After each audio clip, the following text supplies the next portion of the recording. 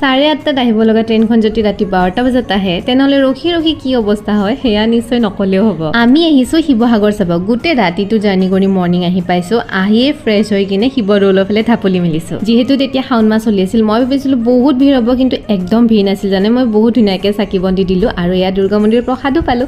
তাৰপিছত আমি আহিলোঁ তলাতল ঘৰ চাব। আৰু ইয়াত যে মই একো পাত্তাই নাপালোঁ, তলতকৈ বেছি ওপৰতে টাইম পাছ কৰি থাকিলোঁ। আৰু ইয়াতে যিটোহে ৰ'দে পালে নহয়। আৰু এই চিনটো যে কেনেকুৱা ধুনীয়া আছিল নহয়, যদি মই ডান্স কৰিব জানিলোঁ হয় ন, এটা ৰীল মই ডেফিনেটলি বনালোঁ হয়। তাৰপিছত আহিলোঁ ৰংঘৰ চাব। ৰংঘৰ চোৱাৰ নামত মই সোমাইছোঁ, ওপৰত উঠিছোঁ আৰু ওলাইছোঁ, বাছ ইমানে। দেন আহিলোঁ জয়সাগৰ চাব। আৰু এইখিনি ঠাইহে মোৰ চবতকৈ বেছি ভাল লাগিল জানে। ইভিনিং চাগে এই ভিউটো আৰু বেছি ধুনীয়া। আৰু এয়া হ'ল অঞ্জু, তাই মৰণৰ পৰা মোক লগ ধৰিব আহিছে। অকল আহাই নহয়, গিফ্টটো লৈ আহিছে। আৰু এয়া হ'ল শিৱসাগৰত থকা আমাৰ ভিনদেউ। ইয়াতেই ভাত পানী খাই আকৌ আমি শিৱদৌললৈকে ৰিটাৰ্ণ হ'লোঁ। বাকী ফুল ভিডিঅ'টো মই ইউটিউবত দিছোঁ, আপোনালোকে কিন্তু চাব দেই। আজিলৈ ইমানেই।